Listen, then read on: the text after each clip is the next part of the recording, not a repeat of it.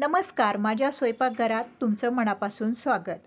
आळू वड्या करण्याची सोपी पद्धत. ना आळू वड्या उकडून घ्यायच्या ना तळून घ्यायच्या. फक्त 2 चमचे तेलामध्ये कुरकुरीत आळू वड्या भाजून आपल्या तयार होतात.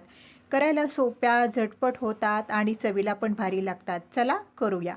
आळू वड्या करण्यासाठी 7 ते 8 मी काळ्या देठाची आळूची पानं घेतली आहे. देठ काढले आणि 2-3 वेळा पाण्याने चांगली धुवून घेतली.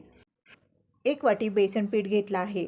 डाळ दळून आणलेलं हे बेसन पीठ आहे. 2 चमचे तांदूळाचं पीठ घेतलं. 5 ते 6 हिरव्या मिरच्या. मिरच्या तुम्ही तुमच्या आवडीप्रमाणे तुम्हाला किती तिखट लागतं आहे तशा घालून घ्या.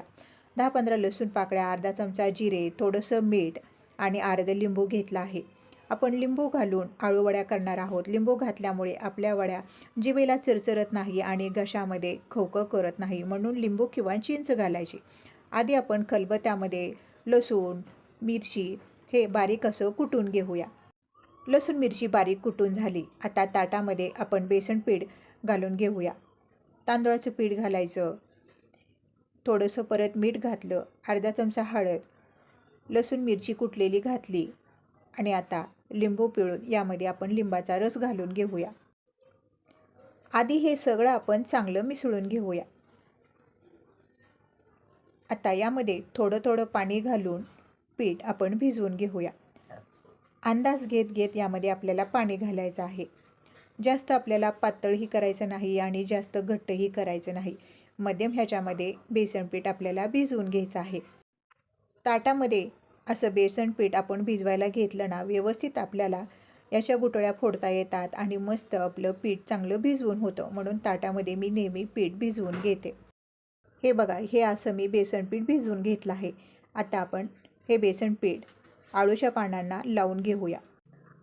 थोडं थोडं बेसन पीठ घ्यायचं आणि असं आळूच्या पानांना लावून घ्यायचं आहे. कुठं कुठं जास्त, कुठं कमी असं लावायचं नाही. सगळ्या बाजूनी एकसारखं लावायचं आणि कडपर्यंत चांगलं लावून घ्यायचं. चांगल्या आळूवड्या भाजल्या जातात, कुठं पिटाळ लागत नाही आणि मस्त तयार होतात. चांगलं असं कडपर्यंत सगळं बेसन पीठ बघा लावून घेतलं. आता आपण घडी घालून घेऊया. अशा घट्ट घड्या घालून घ्यायच्या. घडी सुटली नाही पाहिजे अशी घट्ट घडी घालून घ्यायची आणि मस्त आपली ही वडी बघा तयार झाली आहे. आता दुसऱ्या पानाला पण असंच बेसन पीठ लावून घेतलं. सगळ्या वड्या आपण अशाच करून घेऊया. सगळ्या वड्यांना बेसन पीठ लावून झालं. गॅसवर तवा ठेवला आणि फक्त बघा 2 चमचे तव्यामध्ये तेल घातलं आहे आणि तव्यामध्ये सगळीकडे तेल असं चांगलं पसरवून घ्यायचं आहे. तुम्ही बघा, फक्त या 2 चमचे तेलामध्येच आपण वड्या भाजून घेणार आहोत. तव्यामध्ये वड्या घालून घेऊया. आपल्याला वड्या भाजताना एकदम बारीक गॅस करायचा आहे आणि खालच्या बाजूनी वड्या चांगल्या भाजून द्यायच्या आहेत. खालच्या बाजूनी वड्या चांगल्या भाजल्या की मगच अशा उलटवून घ्यायच्या आणि एकदम बारीक गॅसवर परत खालच्या बाजूनी वड्या चांगल्या आपण भाजून घेऊया. थोडंसं असं अंतर ठेवायचं, म्हणजे सगळ्या बाजूनी वड्या आपल्या चांगल्या भाजल्या जातात. दुसऱ्या बाजूनी पण वड्या बघा चांगल्या भाजल्या आहेत.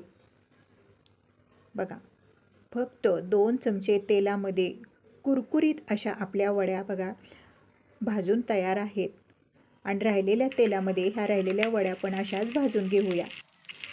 न वाफवून घेता, न तळता फक्त 2 चमचे तेलामध्ये कुरकुरीत अशा आपल्या ह्या आळू वड्या भाजून तयार होतात.